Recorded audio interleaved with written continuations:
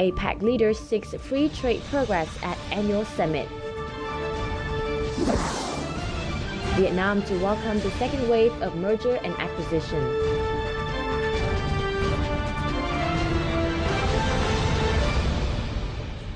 Hello and welcome to another edition of Bizline, your weekly economic magazine here on VTV International. I'm Minh Hằng from Hanoi, and let's now take a look at several highlights from last week's economic scene.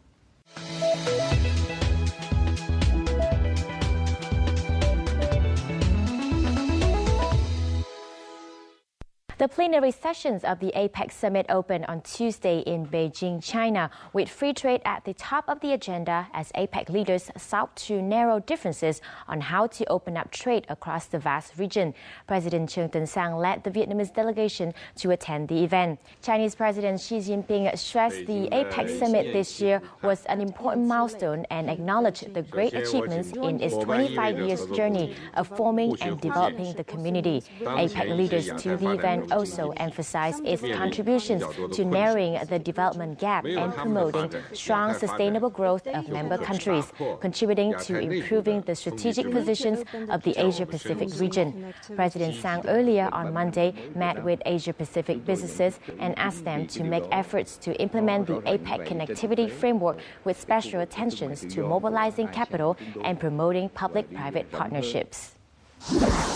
Also on the sideline of the 22nd APEC Economic Leaders meeting, President Trương Tân Sang and leaders of the other 11 Trans-Pacific Partnership negotiation countries gathered in Beijing for their fifth high-level meeting to discuss the impasse that has stalled the TPP negotiation process. At the meeting, the leaders assessed the talks and discussed measures to restart the negotiation.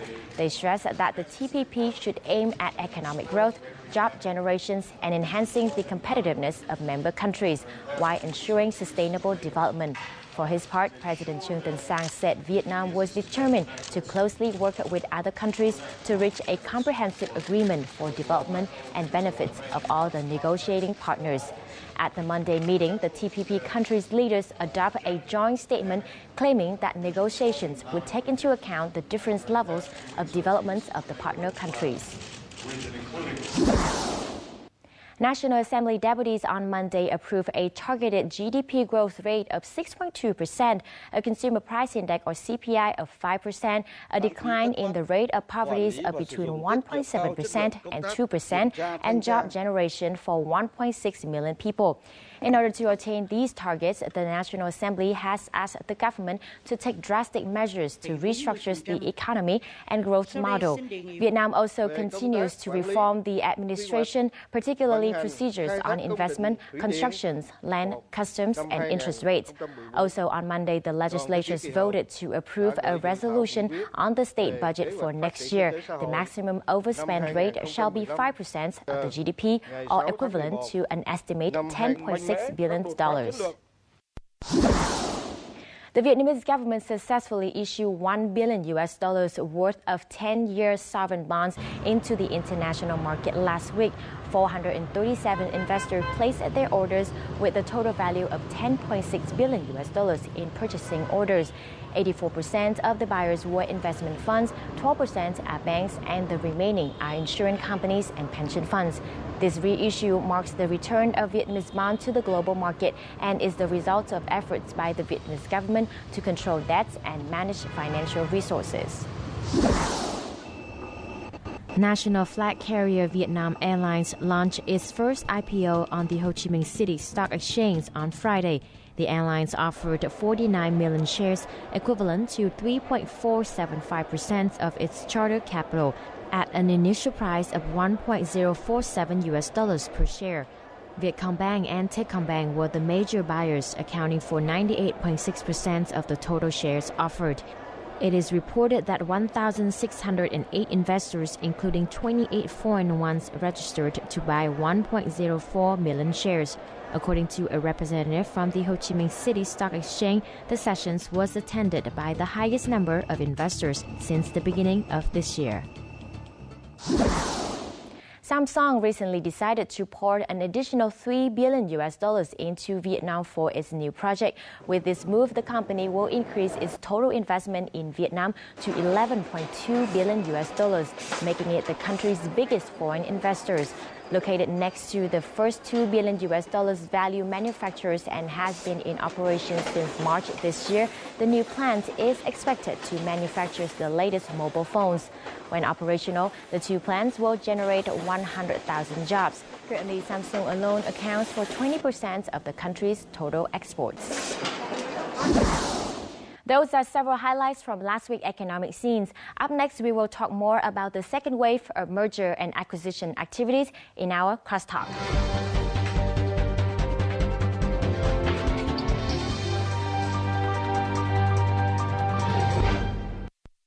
Following the global economic downturn of 2008, Vietnam's economy was fraught with instability, a sharp decline in the stock market, a freeze in the real estate sector, and a sluggish growth across the board. The first wave of Vietnam's merger and acquisitions, or M&A wave, took place from then to 2013, during which Vietnamese companies were undertaking restructuring process to overcome the crisis of 2008. The M&A inflow jumped from $1 billion in 2009 to $5 billion in 2012, and now this market is set off for a second wave with an expected total value of $20 billion in the next 4 years. So how will this second wave develop from the first wave? What lesson can be drawn from the first to apply into the second one? Our VTV reporter Linh Huong sat down to talk with Mr. John Diddy, chairman of KPMG Vietnam, to find out the answers to such questions. But before getting to their talk, let's get an overview of Vietnam's M&A market during the first wave. M&A value peaked in 2012 with $5 billion and two major deals between foreign companies and Vietnamese private firms. In January 2012, the US-based KKR & Company poured in $200 million into the Masan Consumer Corporation, a manufacturer of sauces and seasonings. This private equity firm bought a 10% stake in this unit of Masan Group in 2011.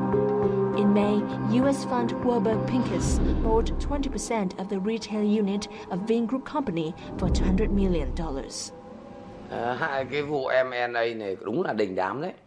Và nếu mà đánh giá ở những nét tổng quan nhất ấy, thì nó thể hiện mấy cái thế này này. Nếu mà gọi là đánh giá đấy, một là cái quy mô rất là lớn. Đấy, toàn trên 150 rồi 200 triệu đô cả. Thì đấy là về mặt nó đáng kể ở chỗ đó.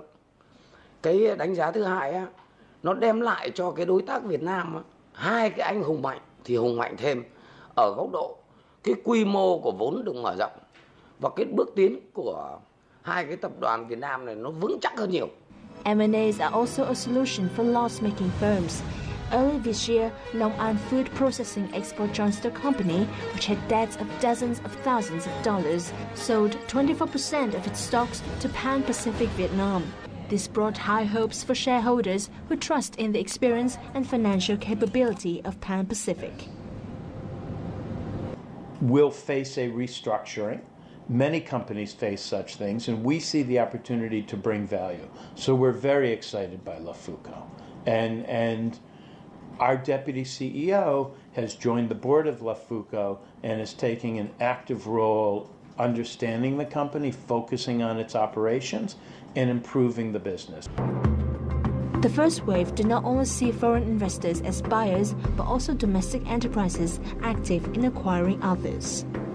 In 2011, Thiên Minh Group, a tourism and hospitality investment company, spent $45 million to buy out the shares and debts of EEM Victoria Limited, a subsidiary of the French-based EEM Holding Company.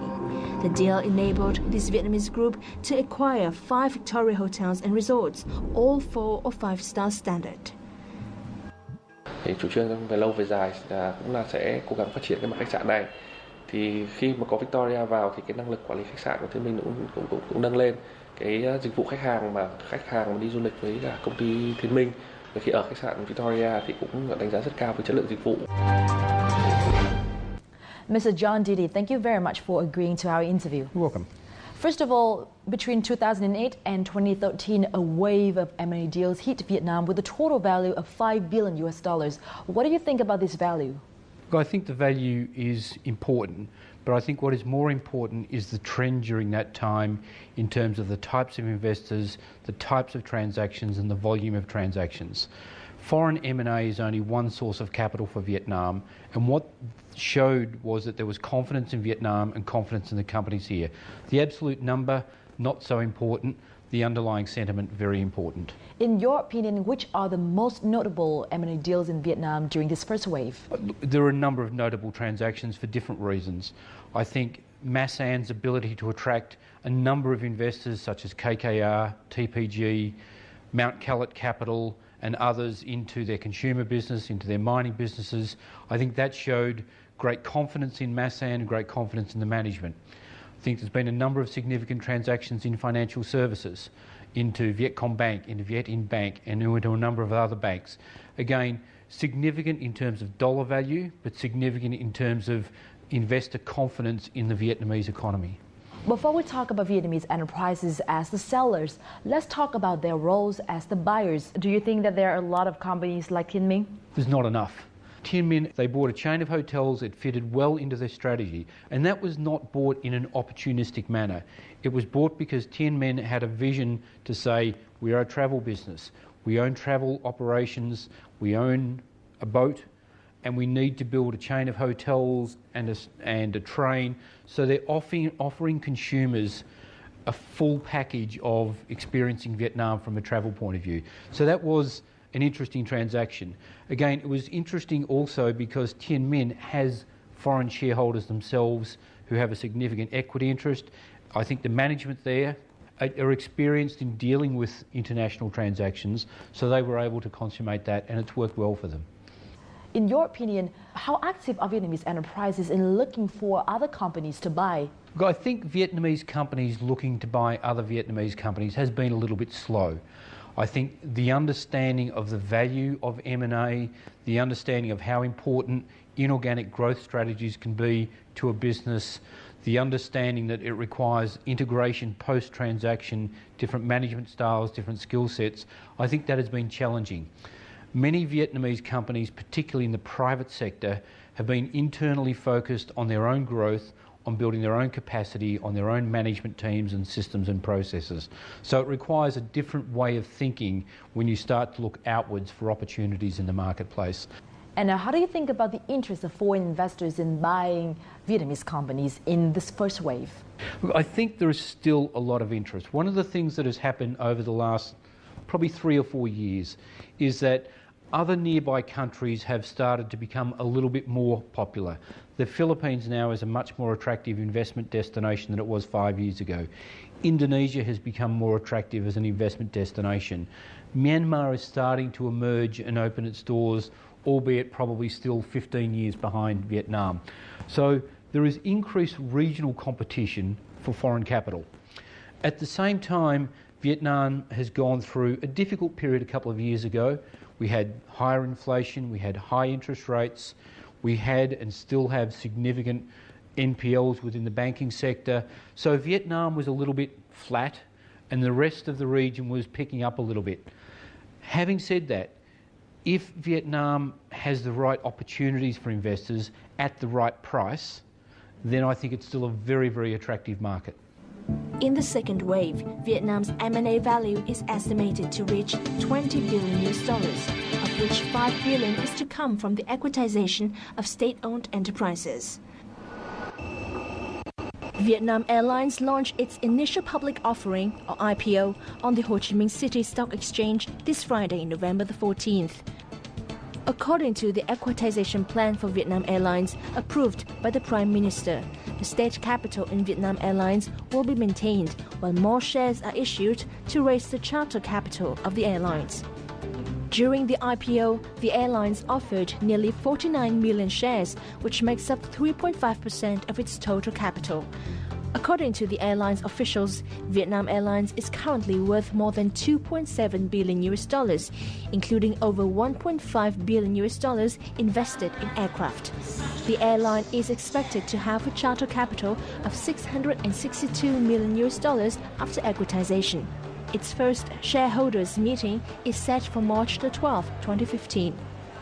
Mobifone recently split from the VNPT Group for restructuring purposes and plans to launch its IPO in 2015. If Mobifone is allowed to sell 25% of its shares to strategic partners, it will bring in 850 million US dollars.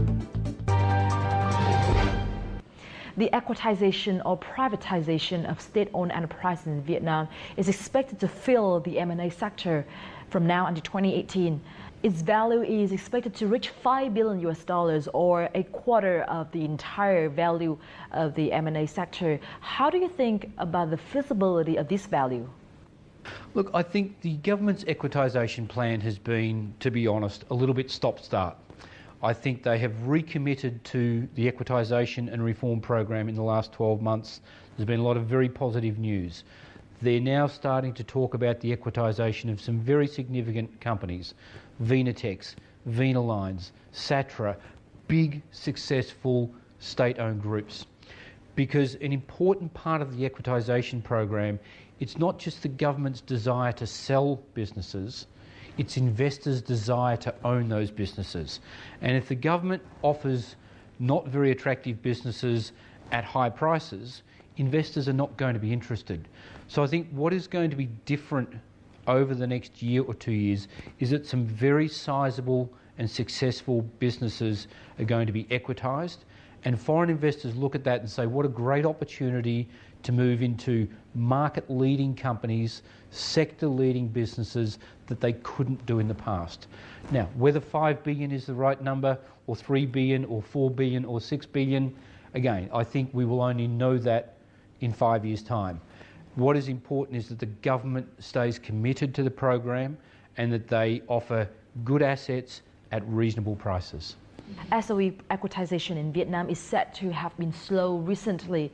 In your opinion, what will be the accelerators of this process in the coming time? Look, I think it has been slow. I think there are a number of things that will change that. Firstly, the government's commitment to the equitisation program. It was a difficult market over the last few years to equitise and sell businesses. It wasn't particularly attractive, and the government needs to balance the desire to equitise and therefore bring in new capital and new management and reform with the price they will get for the assets they're selling. And that is a difficult equation to balance. If we wait and wait and wait and hope for higher and higher prices, then nothing happens. If we sell everything very cheaply, then it all happens, but the government doesn't receive as much inflows. So it's a difficult thing to balance. I think the government's commitment to reform, I think their willingness to sell significant interest in good companies, I think the relaxation of other restrictions around bank ownership, listed company ownership by foreigners, I think lower corporate tax rates. The government is offering a suite of regulatory changes which create a much more attractive environment. Vietnam's involvement in ASEAN, in the Trans-Pacific Partnership, all of these things create a better investment environment. It doesn't mean people will necessarily buy, but it means the government is creating a more attractive environment in which they can buy. How much interest do foreign investors have for Vietnamese state-owned enterprises in the second wave? What foreign investors are generally interested in, it doesn't matter whether it's an SOE or whether it's a private enterprise. They're interested in how much value can that company create in the years ahead. Now, one of the challenges with state-owned enterprises is even once they are equitised, there is often a lot of change that needs to happen in terms of leadership, strategy, management, process, and it is that willingness to change the business and how people behave that sometimes in the state sector can be more difficult and it takes longer. So if you have two businesses that are broadly the same, one with a management team that is open to change and willing to change, that is more likely to be attractive to investors, domestic or foreign. It's not just a foreign investor, it's a domestic investor situation.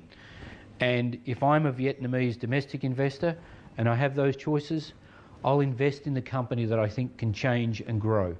So that is one of the challenges in the state sector. It's not just the underlying business, it's the ability for that business to change as the market changes. Vina Capital, one of the leading asset management firms in Vietnam, has invested in several SOEs in the country. According to Managing Director Andy Ho, SOE equitization feels different this time. In a stable environment, and you have a situation where the stock market has been increasing roughly 20% per year for the last 3 years, it makes the environment for equitization very attractive, right? So I think that's one key factor helping the government's decision to encourage some of these SOEs to equitize sooner rather than later. SOE equitization is on the radar of many foreign investors, but there are still roadblocks in the way. Among these is a lack of information. Có doanh nghiệp nhà nước thì là thực hiện các cái quy định về công bố thông tin về hệ thống báo cáo tài chính theo những cái quy định của nhà nước cho cái doanh nghiệp nhà nước. Và các quy định này thì thường là nó thấp hơn so với cả các cái công ty mà hiện nay đang niêm yết trên thị trường của luật chứng khoán. Và do vậy cho nên là khi mà các nhà đầu tư khi mà đến làm việc với doanh nghiệp nhà nước như vậy thì là cái thông tin nó thường là không được đầy đủ. Và do vậy cho nên là nó cần phải có một quá trình due diligence, tức là due diligence là quá trình đánh giá, và khi các nhà đầu tư vào để tìm hiểu thêm thông tin về doanh nghiệp thì họ sẽ cử những cái đoàn chuyên gia về tài chính, về thuế, và từ đó người ta đưa ra những khuyến nghị cho các cái nhà đầu tư. 432 SOEs, including Vietnam Airlines and Mobifone, have partial equitization plans, and over 4,000 SOEs are undertaking the second phase of equitization or full divestment, including Vinamilk and an FPT. The government aims to complete the equitization process within the first quarter of 2015. This has given the M&A market a nudge forward. In the meantime, foreign investors are still on the watch. By and large, most sectors we participate in, whether it's medicine, healthcare, education, property development, construction material, oil and gas. So we participate in these sectors that contribute to the growth of the domestic economy. And then when we look at companies within these sectors, one of the key criteria we look at is management team. We like to invest in good management team, and then we look at the potential for the business to scale, right? It has to grow big. For example, when we invested in Vinamilk, it was $500 million in market cap. Today, it's over $5.5 billion.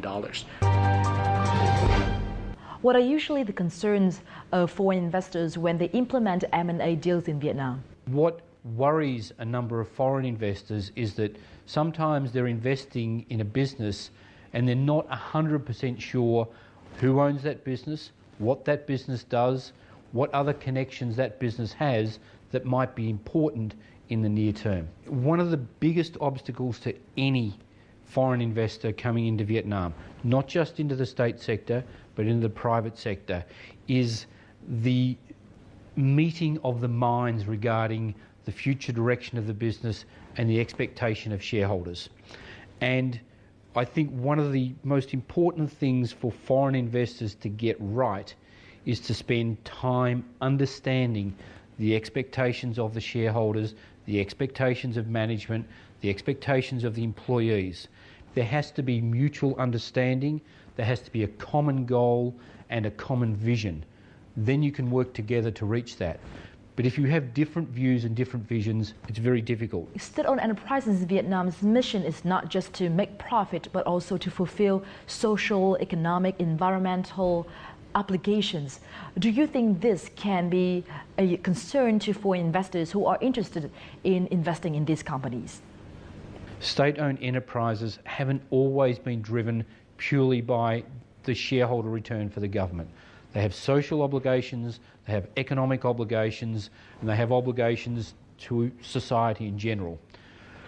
Now, that's not to say that foreign investors don't care about employees and don't care about society. Of course they do, and they care about environmental issues and sustainability issues. But it's about the alignment of that understanding. So that's very, very important, and it's harder sometimes to get that in the state sector because they do have to fulfil needs to many different parts of the economy.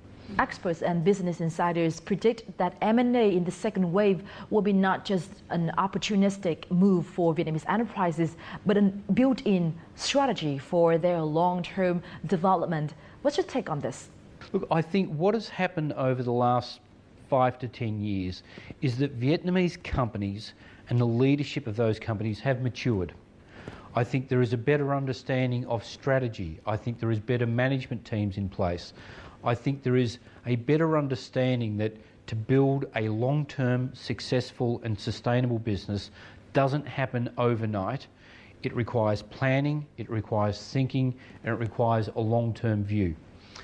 I think companies have also learned that inorganic growth through acquisitions, through alliances, through joint ventures is one way to bring not only market share, but also to bring new management, to bring new knowledge, to bring skills to a business that might not have existed before.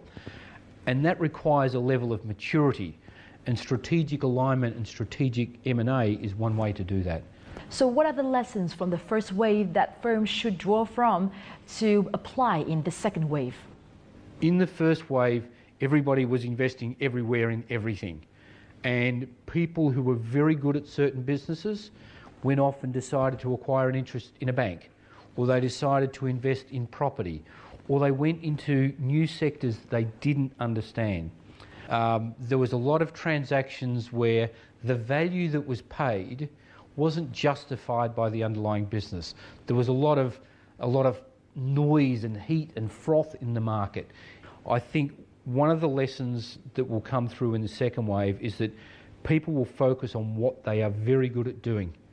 And if they're not very good at doing it, then they will probably not do it because it will just damage what they have. I think there's lessons to be learned by foreigners in terms of expectations management. Certainly the Japanese in recent times have been very successful investors because they are patient, because they take time, because they try and understand management and stakeholder needs. They don't buy in and then try and change everything very quickly. Now, my last question is, which field or sector will be the most exciting one for M&A activities in the coming time? I would like to say accounting, but I'm not sure that that's true. Look, I think what we will see in the second wave is a continued focus on those sectors that offer long-term, high growth. It is going to be around the demographic changes in the population, the emergence of a middle-class sector, the increasing number of people in their late 20s or early 30s who are going to be starting families, wanting to buy apartments, wanting to have a motor vehicle, wanting to spend more on education, healthcare, pharmaceuticals. And I think another sector which it is very important to the economy, but it's challenging, is around some of the infrastructure assets. There's no doubt that Vietnam needs more roads, more bridges, more infrastructure to support the growth. It's difficult because it's long term, it's difficult because they're big projects, but I think there will be a lot of activity in the coming years there. Again, the government is creating new regulations and new frameworks to facilitate investment in infrastructure, and I think there's some very exciting things going to be happening there. Well, Mr. John Didi, thank you very much for sharing your insights in our Bizline today. You're very welcome. With experiences accumulated over the past years, Vietnamese SOE as well as private sector are ready to welcome this second wave of M&A. Vietnamese government has also shown strong determination with more favorable policies to pave the way for SOE equitization. Meanwhile, foreign companies and funds still see Vietnam as a potential destination for investments thanks to its young population and rapid urbanization. We will wait to see the exciting M&A scene that the second wave will create. And that wraps this edition of Bizline. Thank you very much for tuning in. For more information and updates, you can always log on to vtv4.vn or youtube.com/vtv4go. From our team here in Hanoi, until next time.